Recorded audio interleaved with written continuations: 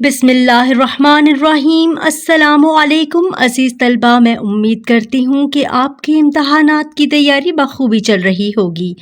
آج ہم اپنی غزل تیسری کا شعر نمبر 5 کا آسان الفاظ کی تشریح تحریر کریں گے۔ شعر نمبر 5، دوستوں کے درمیان وجہ دوستی ہے تو عزیز طلبہ، سب سے پہلے آپ اس کا تعارف تحریر کریں گے اور اس کے بعد آپ اس کی تشریح جو ہے وہ تحریر کریں گے۔ تو چلتے ہیں اس کی آسان تشریح کی طرف۔ اس شعر میں شاعر کہتا ہے کہ اے محبوب، میرے دل میں دوستی کا جذبہ جو پیدا ہوا ہے وہ صرف تمہاری وجہ سے ہے۔ میں معاشرتی الجھنوں میں پڑ کر تنہا ہو گیا تھا اور بہت مایوسی کا شکار تھا، اور اس وقت میں اے محبوب تمہارا میری زندگی میں آنا باعث سکون ہو گیا۔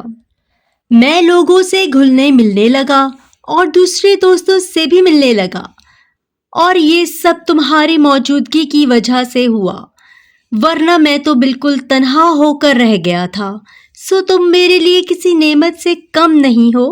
زندگی کی ساری خوشیاں اور رونقیں تمہارے دم سے ہیں۔ شاعر کہ یہ بات بالکل سچ ہے کہ جب ہم دلی طور پر اداس ہوں تو ہمارا کہیں بھی دل نہیں لگتا، اور اگر ہم خوش ہوں تو ہر طرح کا ماحول اور موسم بھی ہمیں اچھا لگتا ہے۔ اور اس شعر میں شاعر بھی اپنی تبدیلی کی وجہ صرف اپنے محبوب کو سمجھتا ہے۔ شاعر کا کہنا ہے کہ دوستوں میں عزت بھی صرف محبوب ہی کی وجہ سے ہے، گویا محبوب شاعر کے لیے کسی نعمت سے کم نہیں۔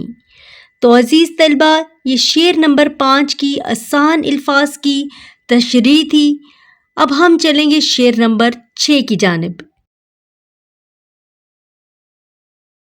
شعر نمبر 6، میری ساری عمر میں ایک ہی کمی ہے تو عزیز طلبہ، سب سے پہلے آپ تعارف تحریر کریں گے، اس کے بعد آسان الفاظ کی تشریح تحریر کریں گے۔ تعارف آپ کو میں نے پچھلی ویڈیو میں تحریر کروا دیا ہے۔ اب ہم اس کی آسان الفاظ کی تشریح کی طرف چلتے ہیں۔ اس شعر میں شاعر محبوب کی محبت کی اہمیت کو بیان کر رہا ہے۔ شاعر کہتا ہے کہ اگر عشق لا حاصل رہ جائے، یعنی کہ اگر عشق نہ ملے، اگر محبت نہ ملے، تو زندگی میں ملنے والی باقی خوشیاں بھی اس کمی کو پورا نہیں کر سکتی۔ اگر انسان کو محبت نہ ملے تو اسے اپنے اندر ایک ادھورا پن محسوس ہونے لگتا ہے، سب کچھ بے رنگ اور بے رونق لگنے لگتا ہے۔ شاعر کہتا ہے کہ میری زندگی میں بھی یہ ایک کمی رہ گئی جو مجھے خوش اور پرسکون نہیں ہونے دیتی۔ محبت کا جذبہ بہت عظیم ہوتا ہے اور اس کے بغیر سب کچھ بے رنگ لگتا ہے۔ شاعر بہت اداس اور دکھی ہے، اور محبوب کی محبت نہ ملنے پر خود کو بہت دکھی محسوس کر رہا ہے، اور اس کو اپنی زندگی کی سب سے بڑی کمی کہتا ہے، اور ایسی کمی جو اور بہت سی خوشیوں کے ہوتے ہوئے بھی زندگی کو پرسکون اور خوشحال نہیں ہونے دیتی۔ زندگی ادھوری سی لگنے لگتی ہے اور کہیں دل نہیں لگتا۔